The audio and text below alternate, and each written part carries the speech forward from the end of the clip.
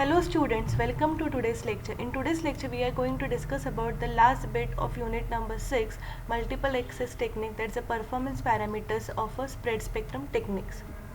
Learning objectives of today's lecture. We are going to discuss about the various parameters. First one is the processing gain, probability of error, jamming margin, and then we are going to solve few numerical based on the previous techniques. So basically, what is the performance parameters of a spread spectrum? So the performance parameters are the parameters which defines the performance of a spread spectrum techniques. So we are having three basic performance parameters which are used to evaluate the performance of a DSSS system. The first one is the processing gain. We are having a probability of error as a second parameter, and third and the last one is a jamming margin. First one is a processing gain. So what is a processing gain? So it's a ratio of a bandwidth of a spread message signal to the bandwidth of a unspreaded data signal. So it is given as processing gain is equals to bandwidth of a spreaded signal divided by the bandwidth of a unspreaded signal. Now the processing gain is given by 1 by Tc divided by 1 by Tb. So what is this 1 by Tc? So 1 by Tc is nothing but the bandwidth of a spreaded signal. Now the spreaded signal is having the 1 bit period of time Tc, or the chip rate. So what basically we are doing in a spreading technique, the input data is multiplied with the pseudo random signal to generate a spreaded signal given by m of t, and that m of t signal is represented by the time period Tc. Tc time period is smaller than the time period of your actual signal is first thing, but the bandwidth of a spreaded signal is always greater than that of your actual signal. So the bandwidth of a spreaded signal is given by 1 by Tc, because 1 by T is a notation of a frequency, and similarly 1 by Tb is a bandwidth of an unspreaded signal. Unspreaded signal means the signal or your actual information which we are converting into the spread spectrum. It is given by 1 by Tb. Now rearranging this to equation, what we get, processing gain is equals to Tb by Tc. So here 1 bit period data Tb signal is equals to n bit period of a spreaded signal Pn.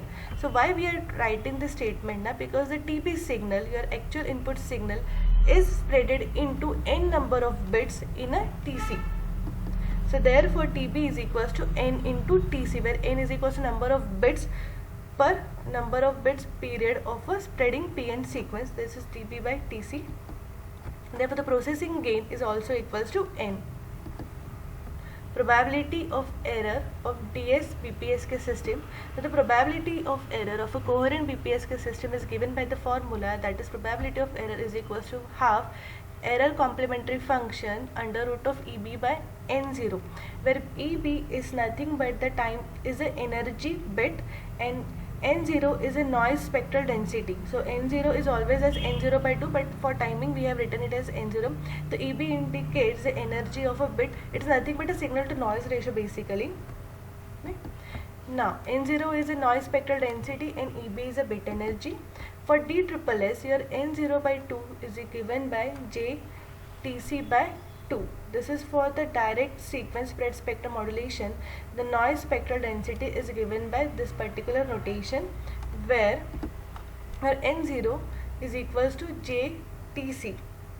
Now here, what is this J and what is this TC? So J is nothing but the average interference power, and TC is the chip period of the spread signal. So therefore the probability of error is written as a half error complementary function of EB divided by J by T. So this one is the formula for the probability of error for DSSS or DS-BPSK system. Next one is a jamming margin or the anti-jamming characteristic. So basically what is a jamming margin? The level of interference jamming that the system is able to accept and still maintain a specified level of a performance, such a maintain a specified bit error ratio even though the signal to noise ratio is decreasing, is nothing but a jamming margin. So this is a margin which is acceptable for a system to perform. The ratio of a signal energy bit to the noise spectral density is given as EB by N0 is equals to PSTB by N0, is a notation for a signal to noise ratio in case of a DSSS system. Now where your N0 is nothing but J into Tc. Now I have just modified this particular equation. So your EB by N0 is nothing but PS TB by N0. So where N0, I have replaced this N0 value by JTC. By putting that value, your ratio of signal to noise will become PS TB J in TC. So I have just arranged it. So what we are getting, first term as a ratio of PS to J, and next one is a TB by TC. Now what we know that TB by, I have just modified it and I have written this as J by PS. This is a jamming J interference ratio divided by PS is nothing but TB by TS into 1 divided by EB N0. Now this J by PS is called as a jamming margin. It's a ratio of a power interference, that is a J, to the data signal. So this is nothing but the jamming margin that gives us the interference that the system can withstand. So J is a power interference divided by the signal data is nothing but the jamming margin, which is, after modifying, we have written as J into PS, that TB by TC is nothing but the processing gate divided by EB by N0. So therefore your J by PS in dB is written as processing gain in a dB minus EB by N0 in a dB. So we are having a two formulas. First one is a basic formula, and second one when we need to represent the jamming margin in terms of a dB. So in dB we know the log. For taking a dB, the basic rule is we are taking a log, and we are having one identity, that is a log of x by y is nothing but log x minus log y, and by using that identity we are getting J by PS as dB, or the log of processing gain minus log of ratio of EB by N0.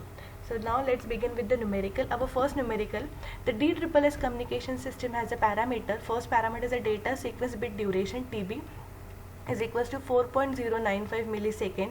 PN chip duration TC is equals to 1 microsecond. EB by N0 is equals to 10 for an average probability of error less than 10 raised to minus 5.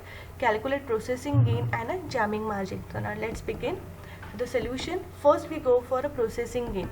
Now here the parameter which is given to us is TB is equals to 4.095 milliseconds and TC is equals to 1 microsecond. The processing gain formula is TB by TC. Now by putting the values of TB and TC here, the processing gain comes out to be 4095.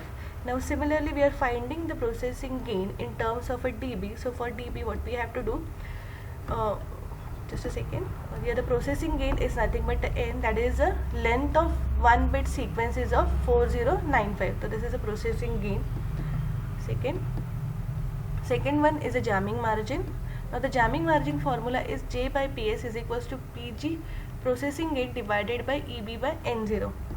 Now here this AB by N0, that the interference ratio is given to as 10, and the processing gain we have just find out is comes out to be 4095, and by solving this we are getting the jamming margin as 409.5. This is the first formula, and in dB the jamming margin is nothing but the processing gain in a dB minus this jamming ratio, this interference, this bit to noise ratio in a dB. So by taking a dB, your processing gain is 4095 in a dB, we have to find it, and then 10 in a dB, and after solving this my jamming margin comes out to be 26.1 dB. So in this way we have solved the first numerical, and here we are concluding one thing, okay, what this two statement or what this two things tells us, that this shows that the information bit at the receiver output can be detected with the probability of error less than 10 to the power minus 5 even when the noise interference is 4095. Second numerical, a DSSS spectrum system has a processing gain of a 500. What is the interference margin against a continuous tone interference if the error probability is 10 to the power minus 5? So let's begin. So here the processing gain given to us is a 500 and the error of probability is given as a 10 to the power minus 5. Now to find jamming margin, the formula is J upon PS. Now we have to use the basic formula for probability of error, that is a P is equals to half error complementary function under root of EB by N0. Now this is a very important terminology that you have to remember, that the error complementary function is nothing but 2 raised 2 into q under root of 2u. So this is a representation of a error function with respect to q. Now I have just written the formula, that's a 10 to the power minus 5 is the probability of a error, half error complementary function EB by N0. Now in this case, error complementary function, this complete terminology is written as a U. So by putting the formula for error complementary function of a U, we have just writing it as a 2q under root of 2. Here U is under root of EB by N0. This is a basic formula. So therefore it is written as q under root of 2 EB by N0.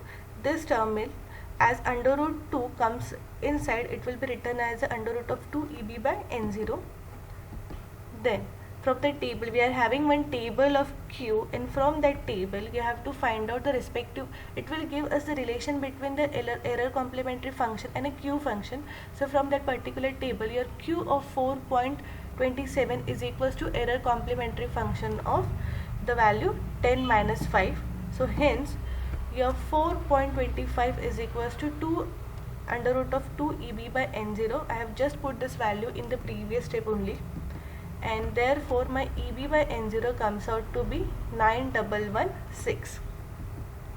Now the interference margin or the jamming margin is given as, this is a formula, processing gain divided by EB by N0. Now from the previous part, we just find out the relation between EB and N0, and that comes out to be 9.116. Now putting that value along with the processing gain in the formula, the interference margin or the jamming margin comes out to be 54.84. Now similarly you have to find out that value in a dB. So for taking the value in the dB, we just have to take down 10 log. So by putting 10 log, the jamming margin comes out to be 17.39 dB. So in this way we have solved a two numerical based on the performance parameters. Performance parameter, first one is your processing gain, error probability, and last one is a jamming margin. With this we have finished our unit number 6. Thank you so much. Thank you for listening.